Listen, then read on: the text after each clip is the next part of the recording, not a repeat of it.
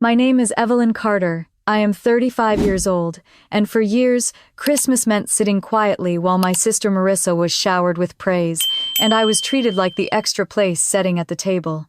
That winter in Seattle, I thought I could swallow it again, just get through another holiday. But when my parents lifted their glasses and called her their only daughter, something inside me snapped. I stood up, every sound in the room stopped, and within minutes, the night turned into something no one expected. What would you have done if it were you sitting in my chair? Stay with me, because this story will take you to the moment where silence ended and truth finally broke free. Let me take you back to where it began. Seattle in December never failed to put on a show. Outside the windows, the rain slid down in silver streaks, catching the glow of the holiday lights my father had strung along the porch. Inside the house, the warmth pressed against my skin, a mixture of the oven heat, the crackling fire, and the hum of too many voices competing at once. Every inch of the dining room seemed filled. Platters of mashed potatoes, bowls of cranberry sauce, trays of gingerbread cookies, still dusted with sugar, all lined the table. I sat at the side, my knees nearly touching the folding chair in front of me. Someone had covered our makeshift table with a paper tablecloth printed with snowmen. Two children scribbled with crayons across from me, their parents barely noticing, as they leaned into conversations further down. I smiled at the kids, trying not to let the sting of it all settle too deep. I was 35 years old, but once again, I was placed where the family thought I belonged, pushed aside. The sound of my father's throat clearing pulled everyone's attention to the head of the main table. Robert Carter, tall and still broad-shouldered, despite his age, stood with his glass raised. His cheeks were flushed from wine and the heat of the fire. Linda, my mother, slipped an arm through his, her hair pinned neatly as if she were hosting a gala. The room quieted in waves, forks clinking down chairs, shifting to face him. He lifted his voice steady and full of conviction. To our only daughter, Marissa, who means the world to us. There it was again. Only daughter. I felt my stomach clench as though the words themselves had teeth. For an instant, I wondered if anyone else noticed, if someone would turn to me with confusion, maybe even whisper, "Did he forget Evelyn?" But no one moved. Instead, a chorus of cheers rose, hands clapping against the polished wood table, glasses lifted high. Marissa soaked it in. My sister sat draped in red velveted dress that shimmered when the chandelier light touched it. Her nails glittered as she curled her fingers around the stem of her champagne flute. She gave a little wave like royalty, her smile stretching so wide I wondered if her cheeks hurt. I caught the flash of her phone beside her plate screen lighting up with notifications. No doubt she would post this toast online before dessert. The applause swelled. Aunts leaned in to tell her how proud they were. Uncles nodded, murmuring about her success. Cousins snapped pictures, no doubt eager to tag her. All of it spun around me like a whirlpool, pulling tighter and tighter. I pressed my hands into my lap. Breathe, I told myself. Just breathe. A cousin at my side chuckled. Guess you're stuck at the kids' table again, huh? He nudged his wine glass toward the coloring books spread in front of the children. I forced a polite laugh, my eyes never leaving the head of the table. Marissa's gaze slid to me then.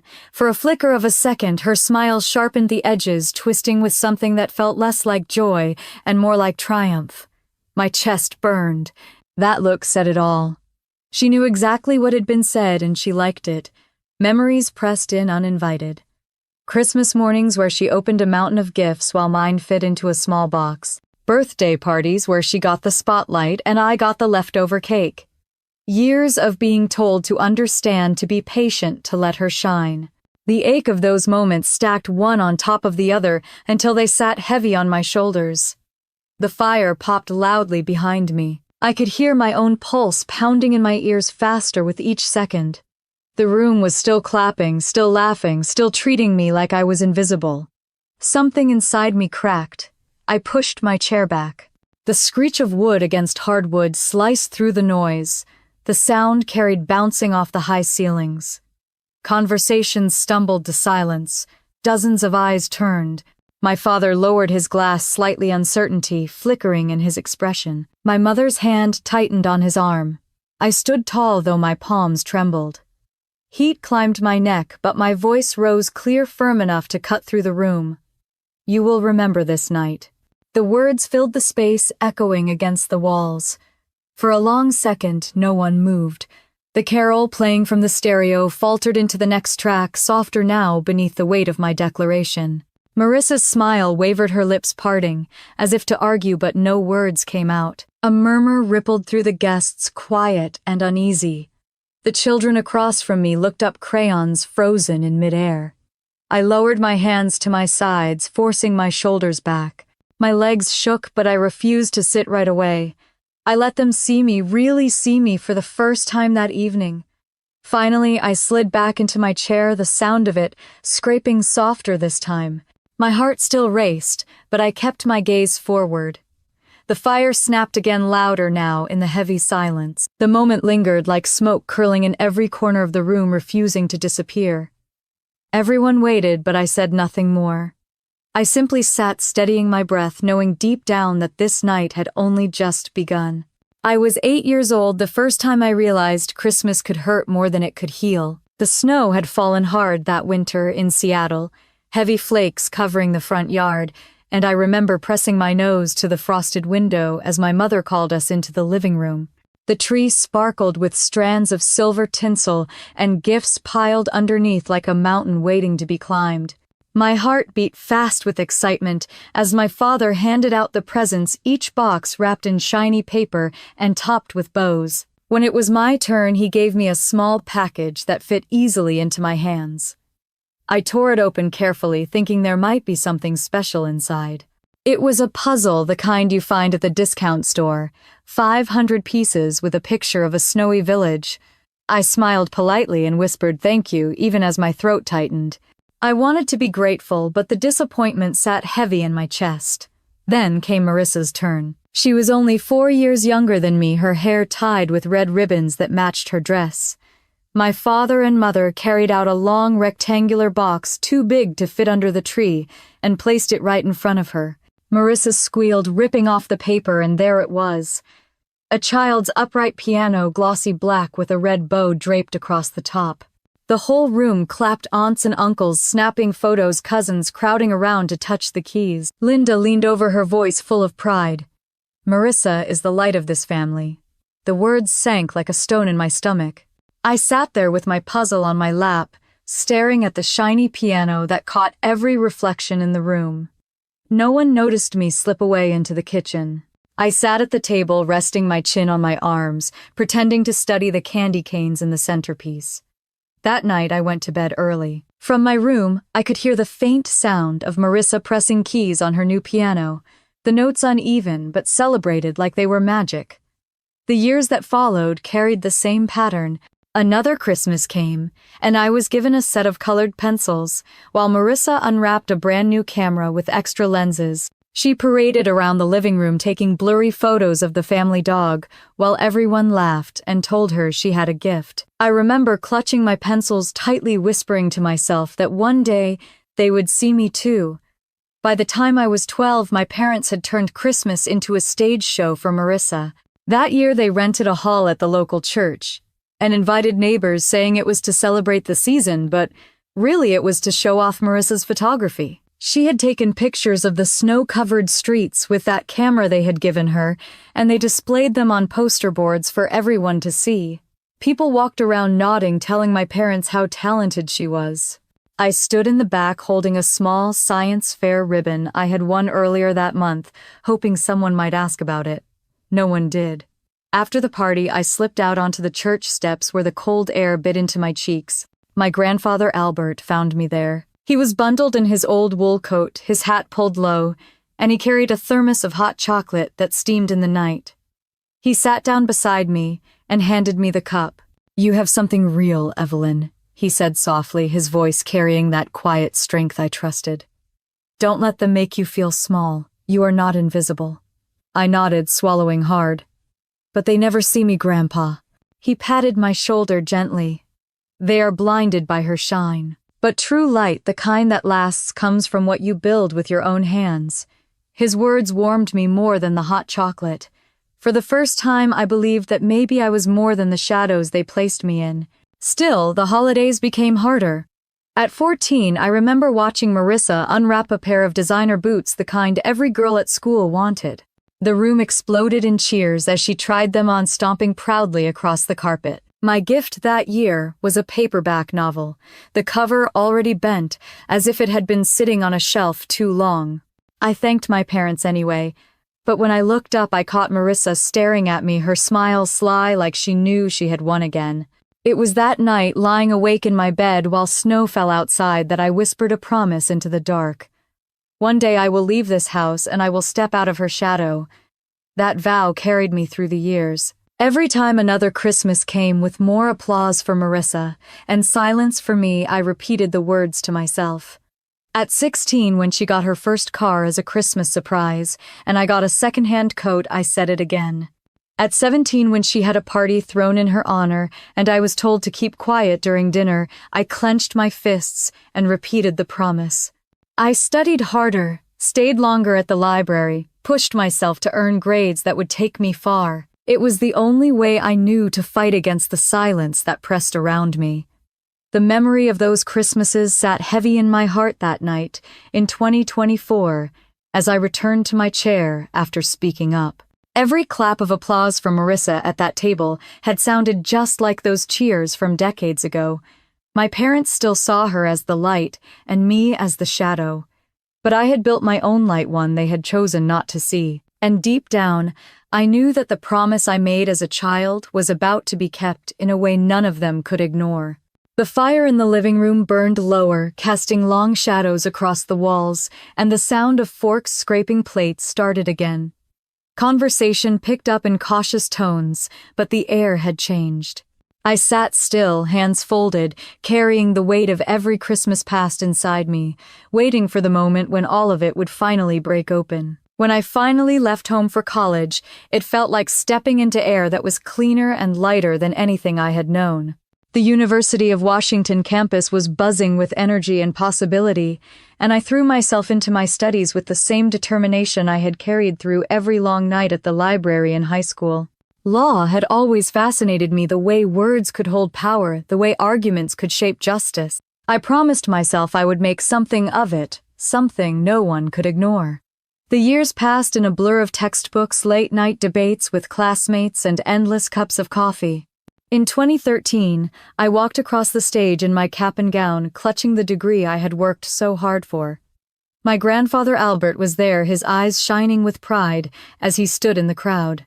My parents came too, but even as they hugged me, I could sense the distance, like their minds were already somewhere else. By the time I joined a law firm in downtown Seattle, my path felt clear.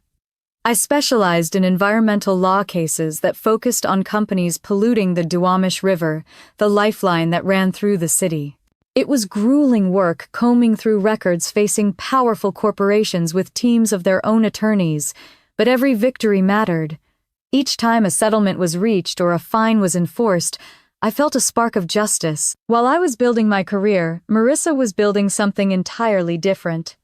She had dropped out of community college after a year, saying school was boring and not worth the effort. Instead, she bought a cheap camera with money from my parents and began posting photos online. At first, it was simple outfits, thrift store finds posed against brick walls or coffee shops. Then came brand sponsorships, photo shoots in Los Angeles, and soon her followers climbed into the hundreds of thousands. By the time I was sitting in meetings about toxic waste permits, she was crossing 1 million followers and smiling from glossy advertisements. Our parents could not stop talking about her. Linda forwarded me every article that mentioned Marissa, telling me how exciting it was that people recognized her talent. Robert would shake his head with pride, saying she had a gift for connecting with people. When I tried to explain the details of a case I was working on, they nodded politely before changing the subject back to her latest campaign. The contrast between us became a kind of running joke in the family. At holiday gatherings, my uncles asked Marissa about her collaborations with fashion brands, their voices full of interest while they asked me if being a lawyer was stressful, already turning away before I could answer. Cousins teased me lightly, saying I was the serious one while Marissa was the star. Still, I kept working. There was one case that consumed nearly 2 years of my life, a lawsuit against a manufacturing company that had been dumping chemicals into the Duwamish. I spent nights combing through evidence, meeting with community groups, standing in courtrooms with a stack of documents heavier than my arms could carry. When the verdict came in our favor, and the company was forced to pay millions in damages, I felt the kind of triumph that should have silenced every doubt. The celebration at the office was loud and joyful. My boss, Diane Foster, clapped me on the back and told me I had done outstanding work. I went home that night, buzzing with pride, eager for the first time in years to share my success with my family. I called my parents and told them everything, how the case had been won, how it would change the community for years to come. There was a pause on the other end of the line, and then my mother said warmly, "That's wonderful, Evelyn. Did you see Marissa's new post, though? It hit 1 million likes in just one day." I stood in my kitchen with the phone pressed to my ear, staring at the clock on the wall. The pride that had been swelling in me deflated like air escaping a balloon. My father's voice joined in chuckling. "She really knows how to make people pay attention. We are so proud of both of you, of course." The conversation drifted quickly back to Marissa's success, how she had been invited to a holiday party in New York, how she was being courted by bigger brands. I murmured my congratulations, though the words tasted bitter. After I hung up, I sank into a chair and pressed my forehead into my hands. It was not that I begrudged my sister her success. She had worked in her own way to carve out her path. But the imbalance was crushing. No matter what I achieved, no matter how many hours I put in, or how many lives my work touched, my parents saw her as the one who deserved applause. That night, I poured myself a glass of wine and looked out the window at the city lights of Seattle. The sound of traffic on the freeway drifted faintly through the glass. I thought of the vow I had made as a child, whispering into the dark that I would step out of her shadow. I had done it in the world outside these walls. Judges, colleagues, and communities saw me. But inside my family's home, I was still invisible. I turned the glass in my hand, watching the wine cling to the edges. I told myself I would not let their blindness define me. Yet somewhere deep inside, the ache returned heavier than before. It was becoming clear that the battle I had thought I had won was far from over. The spring air in Seattle carried a damp chill, the kind that clung to your coat even after you stepped inside. I arrived at the office one Monday morning in 2021 with a nervous kind of energy. For months, I had been pulling 12-hour days leading a complicated case against a construction company that had been leaking waste into the Duwamish River. My team was exhausted, but the work was strong, and Diane, my boss, had been hinting for weeks that a promotion was coming. Senior associate. The title had a weight to it, a recognition that all the sacrifices were worth something. I thought about the hours I had missed. With friends, the late-night dinners of takeout noodles, the mornings I woke up on the couch with case files scattered around me. It was supposed to lead here. The partners gathered in the conference room that morning. Coffee steamed in paper cups, and a plate of muffins sat untouched in the middle of the table. Diane stood at the head, her voice carrying that calm authority everyone respected. She spoke about leadership resilience and the kind of reliability a senior associate must embody. I sat tall, heart pounding, ready to hear my name. When she announced another colleague, a man 3 years younger than me, with half the experience, I felt the floor tilt beneath me. Polite applause filled the room. My palms pressed against my skirt as I forced myself to clap along, my smile brittle. My colleague blushed with pride as Diane handed him a folder, and I swallowed hard against the lump forming in my throat. After the meeting, Diane asked me to step into her office. She shut the door gently and gestured for me to sit. Her expression was careful, as though she had rehearsed. "Evelyn, it was very close. You've done excellent work, but there were concerns about your reliability." The word hit like a slap. Reliability. I blinked at her, stunned. I had never missed a deadline, never failed a client, never left a case unfinished. I leaned forward, trying to keep my voice steady. Can you explain what that means? Diane sighed, folding her hands. These things come from above me, whispers impressions. It isn't always fair, but it matters in decisions like these. Keep working hard. This isn't the end. I nodded, but inside my chest a storm was brewing. Whispers.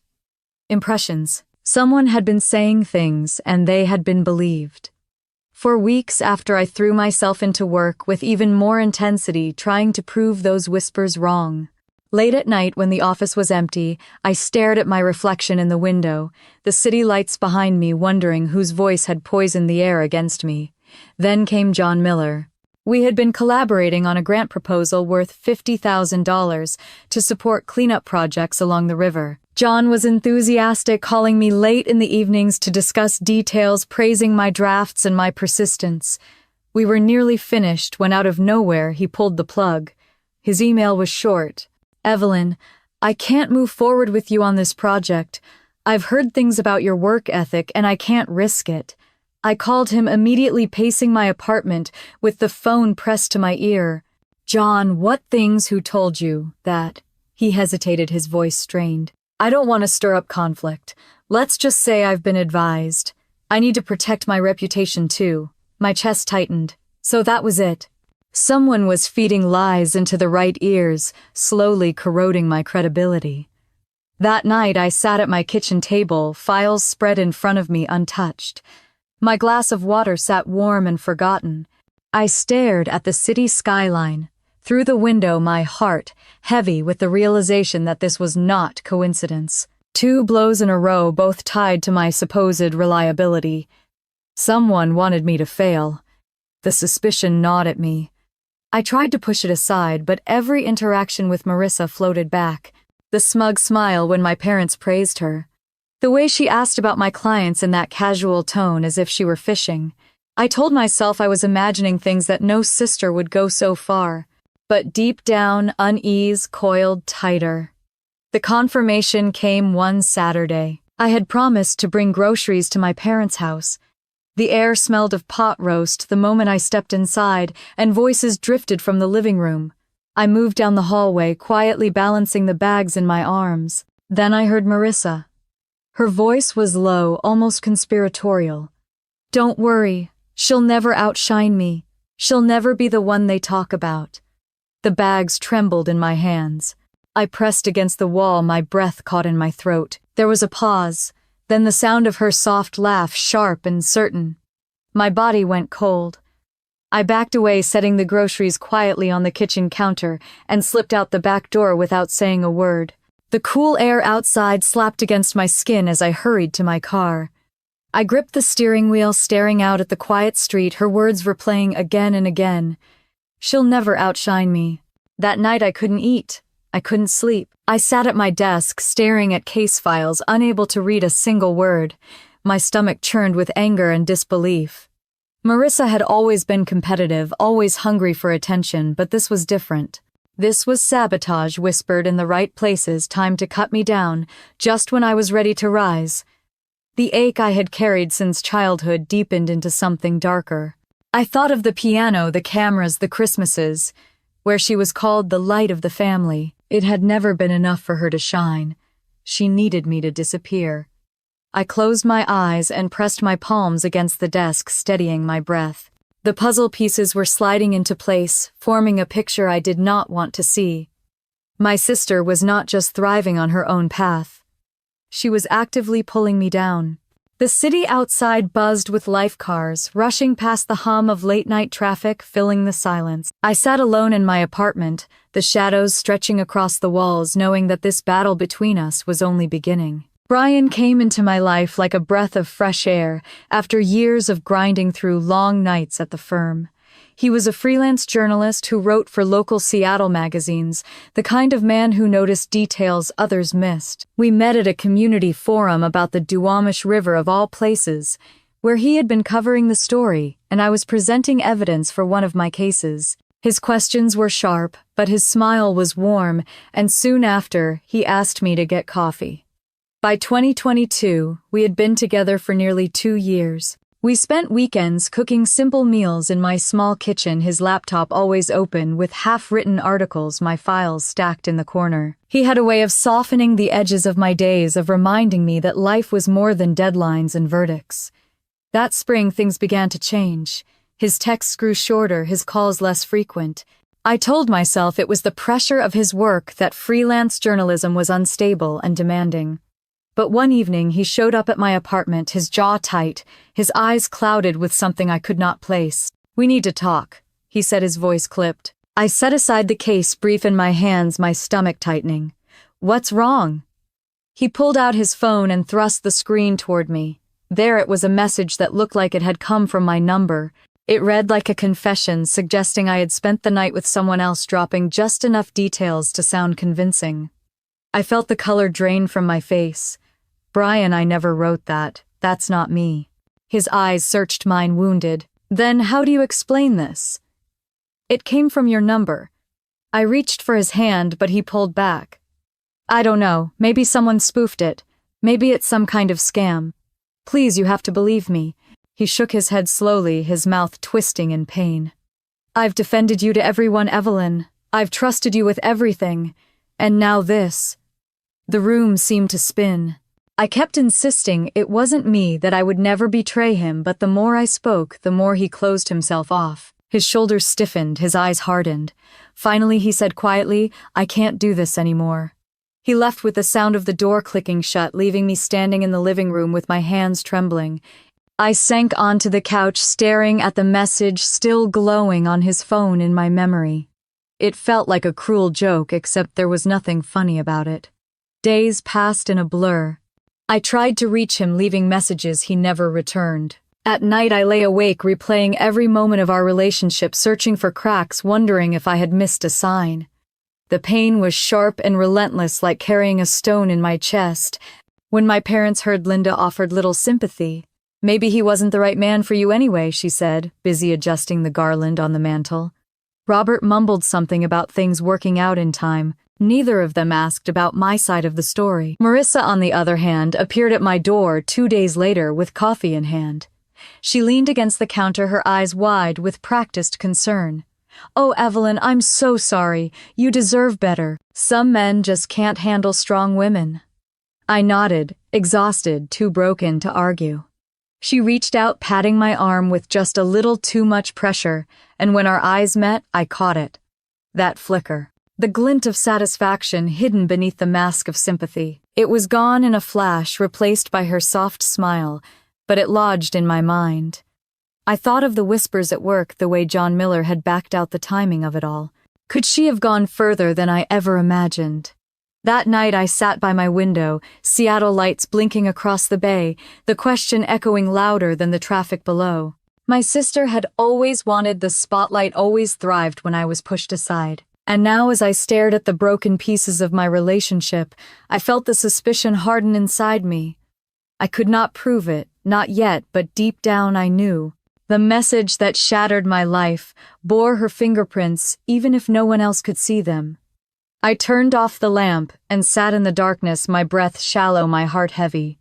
The silence of the apartment wrapped around me, and for the first time I understood that the damage she was capable of went far beyond childhood rivalries. The following weekend I drove south on I-5, rain streaking across my windshield as I headed for Portland.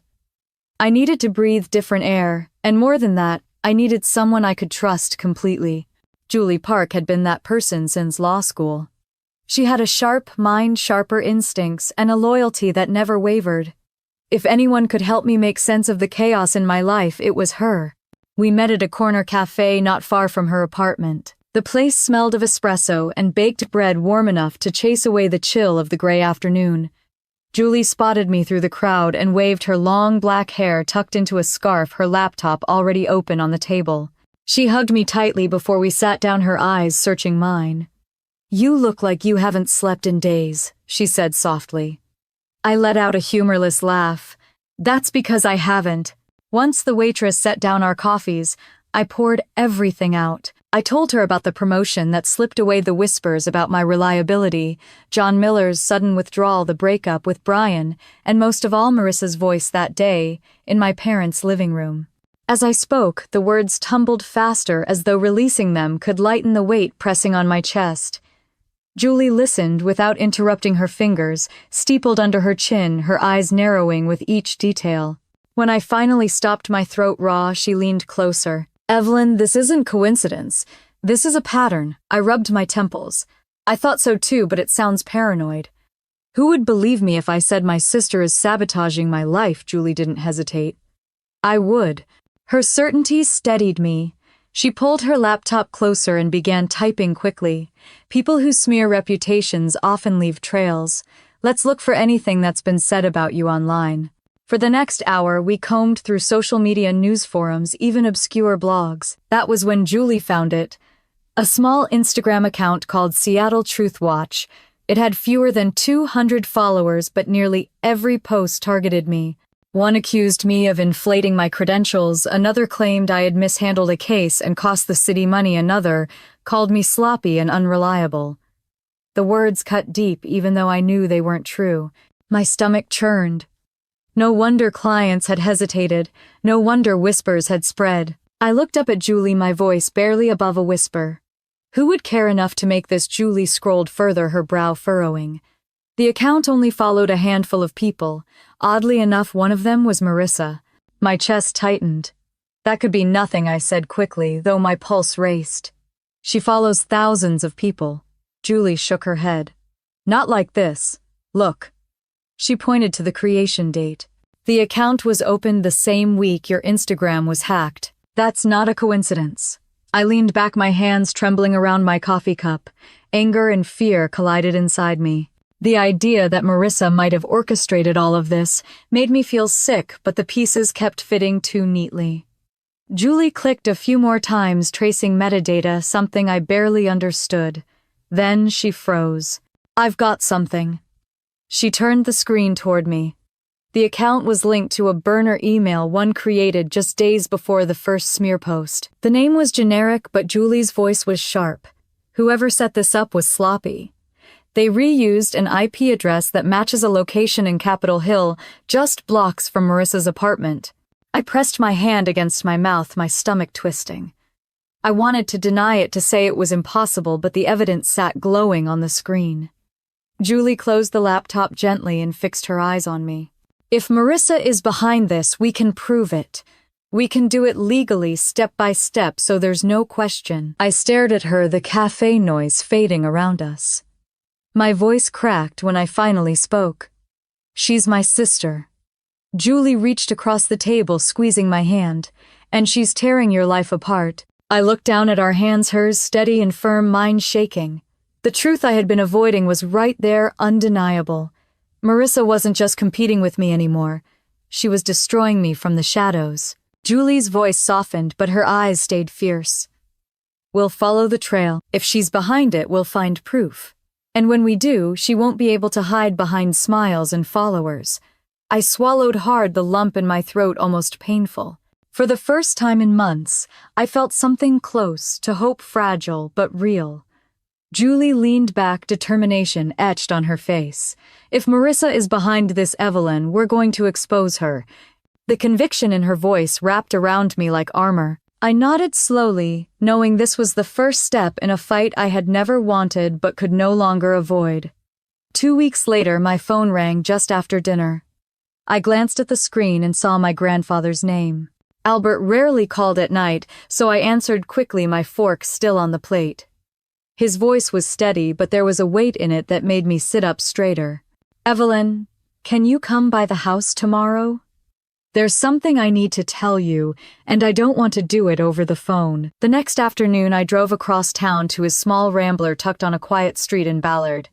The yard was neat with rows of trimmed hedges. He still tended himself despite his age. I knocked lightly, and he opened the door, his cardigan buttoned up, his glasses slipping down his nose. He smiled, but his eyes were serious. "Come in, kiddo. Let's sit in the den." The den smelled of old books and pipe tobacco. He poured 2 cups of tea and set them on the coffee table before lowering himself into his armchair. I settled on the couch, my hands folded in my lap. He leaned forward, resting his elbows on his knees. "Evelyn, I've been thinking a lot about what's been happening with you. I know it hasn't been easy, and I want you to know I've seen more than you think." I swallowed the warmth in his words, already loosening the tightness in my chest. He reached for a folder from the side table and placed it in front of me. Inside were a few papers neatly folded. "I drafted my will years ago," he said quietly. "I left some things to your mother and father, but I wanted you to know that I set aside a portion just for you. $250,000. The number made me blink. My throat tightened as I whispered Grandpa why. He gave a small smile, though his eyes glistened. "Because you've been overlooked, Evelyn. I saw it when you were a child, and I still see it now. It's not about money. It's about making sure you have something that's yours, something no one can take away." Tears stung the back of my eyes. I reached across and took his hand. "Thank you." He squeezed my fingers. "Don't thank me. Just promise me you'll use it to build the life you deserve." For a moment, I felt a strange peace, like someone had finally chosen me after years of being invisible. But his next words pulled me back into the storm. "I shouldn't even know this, but last week I walked into the kitchen while your mother and Marissa were talking. They didn't see me." He paused, his jaw tightening. "They were discussing ways to keep the will quiet, to make sure it never sees the light of day." My stomach dropped. "What do you mean?" he sighed. "I only caught pieces, but your mother said something about not letting you cause trouble, and Marissa laughed, saying you'd never find out anyway." I sat frozen, the teacup cooling between my palms. The picture formed too easily in my mind. They had been erasing me in every way they could, and now even my grandfather's final wishes were in their sights. Grandpa leaned back, his face tired. "I haven't changed a word of it. The will is filed properly, and my lawyer knows my intentions. But I wanted you to be aware, so you're not blindsided." I nodded slowly, my pulse racing. It wasn't just my reputation, my career, or my relationships anymore. This battle stretched deeper into blood and inheritance, into the way my family valued me or erased me entirely. I left his house as the evening sun dipped low over the Sound. The streets glowed orange, but all I felt was the tightening coil in my chest. I drove in silence, gripping the wheel until my knuckles whitened, hearing Marissa's laugh echo in my ears. Back in my apartment, I spread the papers across the table, staring at the neat lines of my grandfather's handwriting. The number itself didn't matter as much as what it meant. Proof that someone believed in me. Proof that I was worth something more than scraps. But now, it was also a target. I could almost picture Marissa whispering in my mother's ear, planning how to bury the truth, how to make me disappear even from a will. I closed my eyes, pressing my hands flat against the table. This was no longer about being invisible at Christmas dinners or being compared to her online fame. It was about survival, about refusing to let her erase me from every corner of my life. When I opened my eyes, the city outside was dark lights flickering across the skyline. For the first time in years, I felt a quiet rage settle inside me, not wild, but sharp, like a blade being honed. The fight ahead was no longer just about clearing my name. It was about claiming what was mine before she stole that too. Julie wasted no time once I told her about my grandfather's warning. She invited me back down to Portland for the weekend, insisting that if Marissa was bold enough to tamper with my reputation, she had probably left more evidence than she realized. I drove down on a Friday evening, the highway slick with rain, my mind restless with equal parts dread and determination. Her apartment smelled faintly of lavender and coffee, the kind of mix that made me feel grounded. She had her laptop open before I even sat down, screens pulled up with spreadsheets and browser tabs.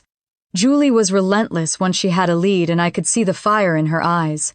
She started with bank records. Years earlier, my parents had set up a small joint savings account meant for family emergencies, one that technically included both Marissa and me. I had nearly forgotten about it until Julie suggested looking through the statements. She had ways of requesting records legally, and within a day she slid a file across the table to me. "Take a look at this," she said. I scanned the numbers, my heart thudding harder with each line. Multiple withdrawals, all in the last 12 months, totaling $6,000. Each withdrawal linked back to Marissa's debit card. Julie leaned closer. "And here's where it went." She clicked another tab and showed me receipts from an online marketing company. They specialized in boosting social media metrics, buying fake followers, and inflating engagement numbers. I let out a shaky breath. So her empire was built on lies. Julie nodded. And she used family money to do it. That's not just unethical, Evelyn. That's theft. I sat back, my hands trembling against the edge of the table. The puzzle was taking shape. Next, Julie moved to emails. She traced the burner account that had managed the smear campaign, the same one linked to the Seattle Truth Watch page. After hours of cross-checking, she pulled up a message sent to John Miller's company server. Here's the one, she said firmly. The email warned Miller that I was unreliable, that I cut corners, and that working with me could cost him his credibility. My chest tightened as I read the words. It explained perfectly why he had pulled away without a clear reason. Julie pointed to the header data. The IP address matched the same location as the Instagram account. Capitol Hill, right near Marissa's loft. I closed my eyes, pressing my palms into my face. It was like being punched in the gut. Every lost opportunity, every whisper at the firm, every sideways look from colleagues, it all tied back to her. Julie reached across and touched my arm. That's not all. Listen to this. She pulled up an audio file she had managed to capture through a source at a networking event Marissa had attended. A friend of Julie's worked in digital security and had been asked to test sound equipment at the venue. By chance, Marissa's voice had been recorded when she thought no one was listening. The clip was grainy but clear enough. Marissa's voice dripped with arrogance. She'll never surpass me. She's too weak. I'll make sure of it. My stomach flipped as I replayed it twice, the words cutting deep. She wasn't just competitive. She was deliberate. Julie's eyes hardened. This is what we needed. A pattern of behavior, a trail of money, documented lies, and her own words. As if the night couldn't get heavier, my phone buzzed on the table. Brian's name lit up the screen. My breath caught. I hadn't heard from him in months. Julie gave me a nod to answer. I stepped onto the balcony, the Portland rain misting in the air. Hello, I said cautiously. His voice was hesitant, but softer than I remembered. Evelyn, I owe you an apology. My chest tightened. What do you mean? He explained that he had been cleaning out old files and ran across the message that had ended us. A friend of his who worked in tech had checked the metadata. It hadn't come from my number at all. It had been spoofed through a third-party service. The same service he discovered that Marissa had used in the past for influencer campaigns. I felt the blood drain from my face. She set me up. Brian's voice broke. I should have trusted you. I'm so sorry. I swallowed hard, tears burning at the edges of my eyes. Thank you for telling me. When I hung up and returned inside, Julie was waiting. She read the expression on my face before I even spoke. That was Brian, wasn't it? I nodded. He confirmed it. The text that ruined us was fabricated, and Marissa's fingerprints are all over it. Julie exhaled slowly, leaning back in her chair. Then it settled. We have money trails, burner emails, smear campaigns, stolen funds, and now corroboration from Brian. She tapped the folder she had been compiling. This isn't just suspicion anymore, Evelyn. It's evidence. I sank into the couch, my body trembling with a strange mix of exhaustion and relief. For so long I had felt like I was fighting shadows, unable to prove what I knew in my bones. Now the shadows were taking form, clear and undeniable. Julie closed her laptop with finality, her eyes locking onto mine. If Marissa is behind all of this, and everything points that way, we're going to hold her accountable. The rain tapped harder against the windows, the sound steady and relentless. I folded my arms tightly, feeling the weight of the file on the table, the proof of years of betrayal. For the first time, I believed that justice might finally be within reach. The following week, my parents asked me to come over for dinner. It was the Saturday before Christmas, and the house was already strung with garlands and twinkling lights. The smell of pine and roasted chicken filled the air as I stepped inside. Marissa's voice carried from the living room where she laughed with an aunt over her latest brand campaign. I gripped the strap of my purse, the folder of evidence tucked tightly under my arm. Linda greeted me with a brisk kiss on the cheek, her eyes already darting past me toward the kitchen. Robert gave me a quiet nod, his hands in his pockets. I sat at the table with them once Marissa drifted off to take a phone call, her heels clicking across the hardwood. My heart pounded, but I forced myself to meet their eyes. "There's something you need to know," I began, sliding the folder onto the table. My mother frowned. "What's this?" I opened it, laying out the pages. Bank statements showing the missing $6,000, the email header from the burner account, the transcript of Marissa's own words caught on audio. My voice shook but held steady. "She's been using family money to buy followers. She sabotaged my promotion, poisoned my reputation with John Miller, and even fabricated the message that ended my relationship with Brian." For a long moment, the only sound was the ticking of the clock on the wall. My father leaned forward, scanning the papers with furrowed brows. My mother didn't look down at all. She sat straighter, her lips pressed thin. Finally, she spoke, her tone sharp. "Evelyn, this has to stop. You've always been jealous of your sister."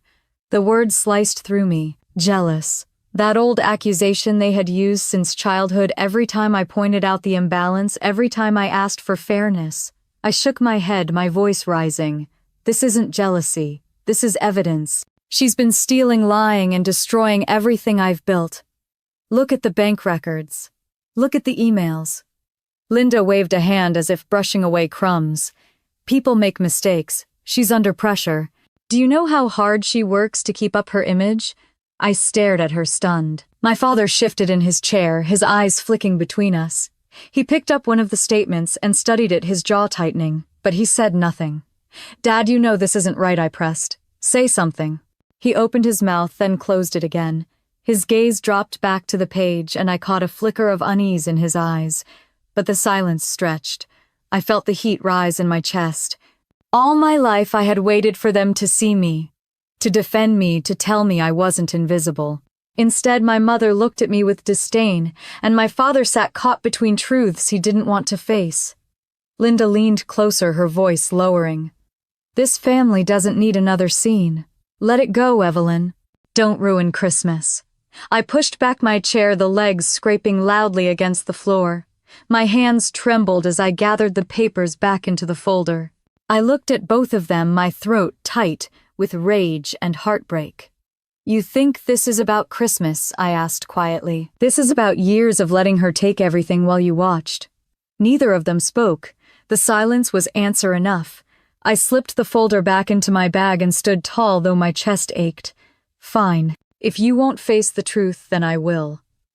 Robert finally lifted his eyes, something almost like guilt flashing across his face. But still, he said nothing. I walked toward the door, my footsteps echoing in the decorated house. The tree sparkled in the corner ornaments, catching the glow of the lights, but to me it felt hollow, like the shine was only there to cover rot. As I stepped outside into the cold December night, the decision hardened inside me. I could not count on them to protect me. I could not count on them to even acknowledge the truth. The fight was mine alone, and if I wanted to be heard, I would have to make sure the world listened. The chill bit into my cheeks as I pulled my coat tighter. Across the street, children were stringing lights around a snowman, their laughter floating in the air. I walked to my car with my head high, the folder pressed against my side. Christmas dinner would be different this year. I would not sit quietly at the kids' table while Marissa basked in applause. I would not swallow my anger while my parents looked away. I slid into the driver's seat, the engine rumbling to life. My hands steadied on the wheel, my reflection staring back from the dark windshield. This time the truth would not be hidden. This time it would be undeniable. The night of Christmas Eve arrived colder than usual, the kind of chill that sank into your bones and made every breath visible in the air. My parents' house glowed from down the street, strings of white lights draped across the roof, candles flickering in the windows, the lawn decorated with a plastic nativity scene that had been there since I was a child. Cars lined the curb, voices and laughter spilling from the front door as I parked and stepped out into the icy air. Inside, the house was packed. Relatives I hadn't seen in years mingled with neighbors and members of my parents' church. The dining room table stretched longer than I remembered, 2 smaller tables pushed together and covered with crisp white cloths. Platters of food crowded the surface, golden turkey at the center, bowls of mashed potatoes and cranberry sauce filling the edges. The smell of nutmeg, cloves, and roasted meat hung heavy. I took my seat near the end, My phone resting quietly in my lap, its screen dark but ready. I had spent days preparing the posts, checking and rechecking the evidence Julie and I had gathered. Every screenshot, every audio clip, every financial record was lined up like pieces of a puzzle. All it needed was a single tap to be released into the world. The hum of conversation quieted when my father stood. Robert held his wine glass high, his cheeks already flushed from the warmth of the fire and the company. My mother, Linda, slipped an arm through his, her face beaming as if the moment was hers too. The room leaned toward him, every fork set down, every eye fixed at the head of the table. To our only daughter, Marissa, who means the world to us. The words sliced through me like a blade I had heard too many times. Applause erupted instantly, glasses, clinking cheers rising in waves. Marissa rose gracefully from her chair, her velvet dress catching the chandelier light, her smile wide and radiant. She bowed her head modestly as cousins snapped pictures as uncles raised glasses toward her. I pushed my chair back. The scrape echoed across the hardwood floor, sharp enough to silence the clapping. Dozens of faces turned, brows furrowed, unsure. My legs shook, but my voice came steady. Enough.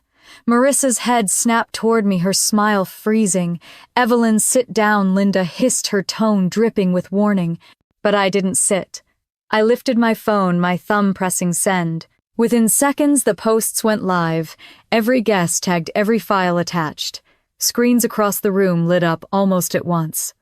A chorus of buzzes and chimes filled the air, the sound oddly synchronized, like bells tolling in judgment. Whispers spread down the table, growing louder, as eyes scanned screens, as gasps broke from lips. An aunt near the center whispered, "This says she stole $6,000.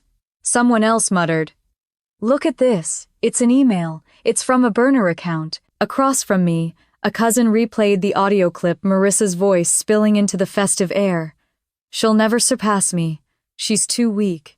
I'll make sure of it." The words hung in the room, heavier than smoke. Marissa's face drained of color. She fumbled for her phone, her hands trembling as she scrolled, her breathing shallow. Her voice cracked when she finally spoke. "This is all fake. She's jealous. She's always been jealous." I held her gaze, my own voice calm. "Then explain the bank records. Explain the burner email that went to John Miller. Explain why Brian just confirmed the message that ended us came from the same service you used." Her lips parted, but no words came. She looked to my mother for support.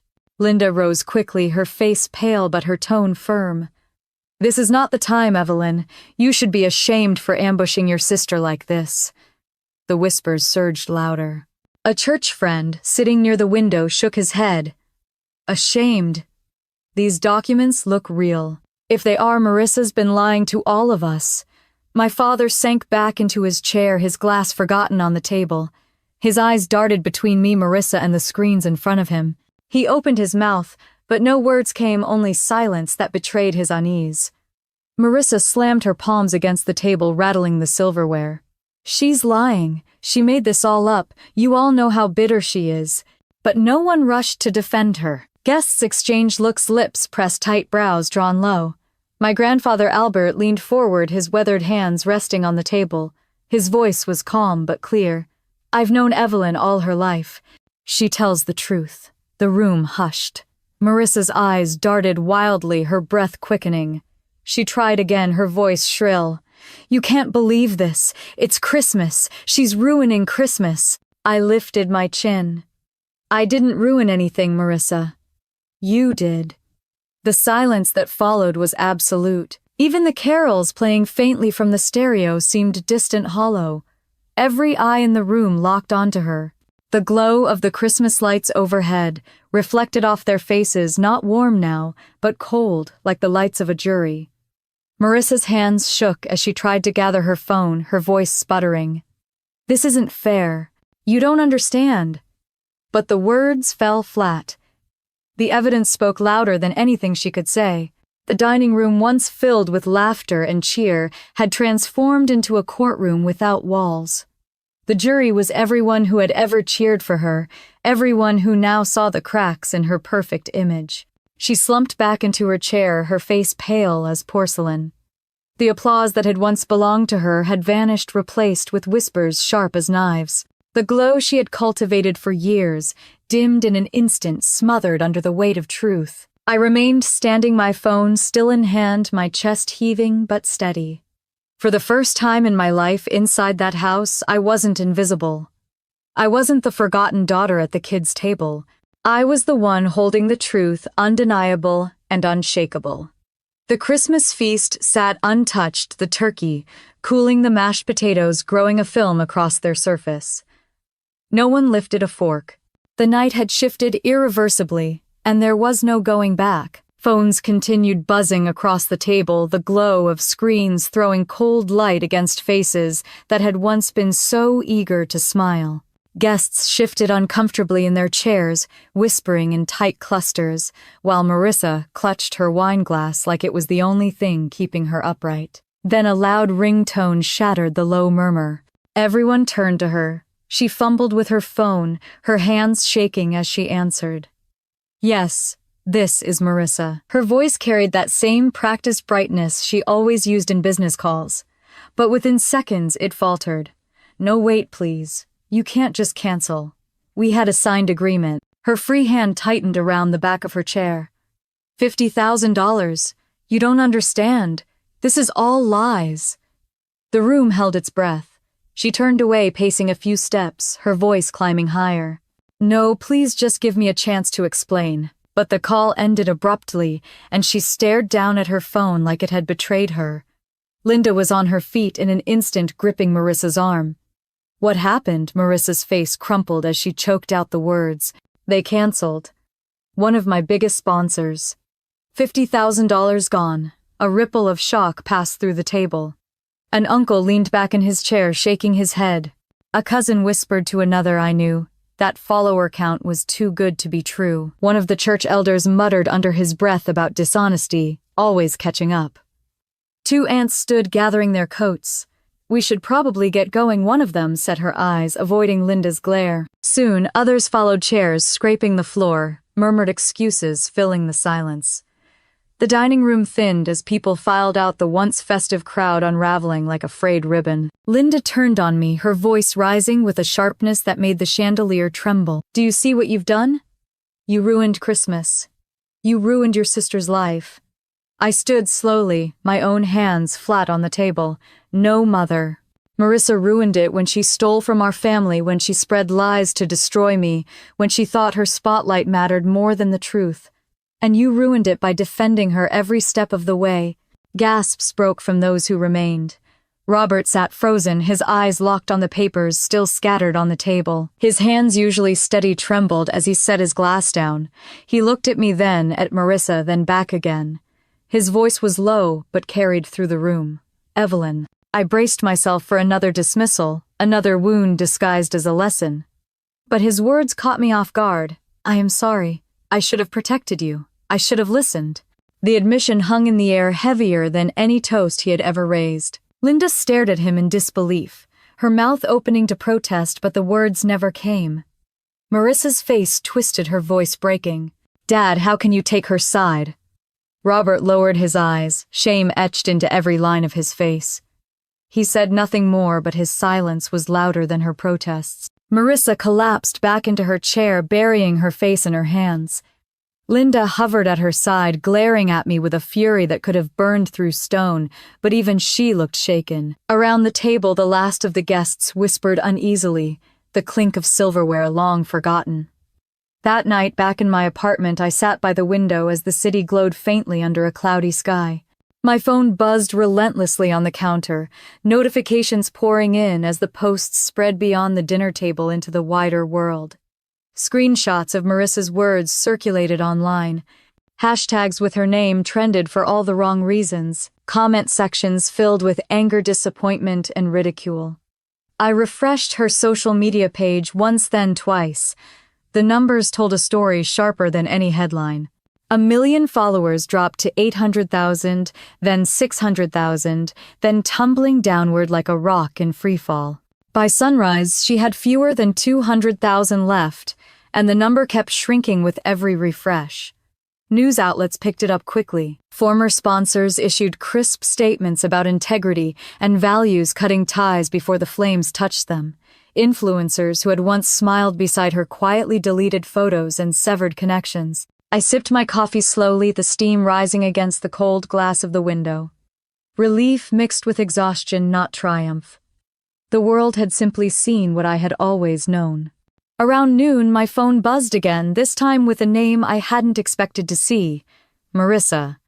The message was short and frantic. "Please, can we talk?" I ignored it, sliding the phone back on the counter. An hour later, a knock rattled my door. When I opened it, she stood there. Mascara streaking down her cheeks, her shoulders shaking with sobs. She clutched her phone to her chest as though it could shield her from the storm. "Evelyn, please. You have to help me. They're tearing me apart. Nobody believes me anymore." Her voice cracked, and for a fleeting moment, I saw the girl she had once been, the one who played piano at Christmas, while I unwrapped socks in the corner. But the weight of years pressed heavier. I thought of the lies, the sabotage, the way she smiled while dismantling my life. I kept my hand on the doorframe, blocking her from stepping inside. "You wanted the spotlight, Marissa. Now you're standing in it." She reached out, her fingers trembling. "I'll lose everything. Please." I held her gaze steady now, in a way I had never been before. "Everything you lost was built on lies." Her sobs echoed in the hallway as I closed the door gently but firmly. Inside, the apartment was quiet again. The only sound, the hum of the heater, and the faint buzz of my phone still alive with notifications. The storm had shifted. For once, it was not mine to weather. The weeks after Christmas felt strangely quiet, as if the noise of my family's collapse had finally given way to silence. Headlines and online chatter carried Marissa's name everywhere, but instead of praise or admiration, it was linked with words like fraud, deceit, and scandal. Sponsors pulled away one after another, and within a month her career had unraveled completely. Then came the lawsuit. Julie guided me through every step, steady and sharp as always. The case covered defamation, financial theft, and breach of trust. In court, the evidence spoke louder than her tears. The judge's voice was firm when he ordered Marissa to repay the $6,000 she had stolen from the family account and awarded $15,000 in damages for the harm she had caused me professionally. Watching her stand there, mascara streaked, nodding miserably as the verdict was read, I felt no joy. Only closure. Around the same time, my grandfather's will was executed. True to his word, I received $250,000. I remember sitting with him in his cozy den, the papers spread between us. His eyes twinkled with pride as he patted my hand. "You've carried so much, Evelyn. Now carry this for yourself." It wasn't just money. It was recognition, proof that I had been seen even when others had worked so hard to erase me. At the firm, the tide turned as well. Diane called me into her office on a Monday morning in early spring. Her smile was genuine this time, her voice warm with respect. "Evelyn, the board has reviewed everything, and we want you to step into the senior associate role." Congratulations. The words washed over me like sunlight. After years of clawing for acknowledgement, of swallowing dismissals and sabotage, I had finally been trusted with the position I deserved. My colleagues clapped a few, offering pats on the shoulder, and for once there were no whispers, no doubts clouding the air around me. Life began to take on a new shape. Mark Reynolds, a high school teacher I had met at a community event, slowly became a constant in my world. His kindness was simple, unadorned, steady, in a way that steadied me too. By summer, he moved into my apartment downtown, filling it with laughter, stacks of novels, and the smell of homemade bread on Sundays. Julie remained my rock, our Sunday coffee meetings turning into dinners, hikes, and plans for trips we never seemed to finish planning, but always enjoyed dreaming about. And my grandfather Albert was as much a part of my daily life as ever. We included him in everything, bringing him along for picnics, long drives, and quiet evenings on the porch, with pie cooling on the table. The three of them, along with Mark, became my real family. Not bound by expectations or favoritism, but by loyalty, honesty, and love freely given. The home I had been denied all my life was finally something I built for myself. By the time my 35th birthday rolled around in the fall of 2025, I knew exactly how I wanted to celebrate. No banquet halls, no spotlight-stealing toasts. I invited only the people who mattered most. Mark decorated the living room with string lights and photos of our adventures. Julie brought a bottle of wine and laughed when she spilled a little on the counter. Grandpa insisted on baking his famous apple pie, carrying it proudly through my doorway with a grin that made me tear up. We sat around my kitchen table, mismatched plates, stacked with pasta and salad candles flickering gently. There was no performance, no competition, no shadow of comparison, just warmth, just laughter. Just me finally surrounded by people who loved me for who I was, not for how I could be diminished. Later, when the candles on my cake flickered down to embers and the pie had been devoured, I leaned back in my chair, listening to the hum of voices around me. I thought about the long road that had led me here every Christmas, past every wound, every betrayal. And I realized that this was what it meant to win. Not to have the last word, but to have peace. If you were me sitting at that Christmas dinner when the truth came crashing down, what would you have done? Share your thoughts in the comments, and if this story spoke to you, stay with us for more stories of justice, family, and the strength it takes to stand tall.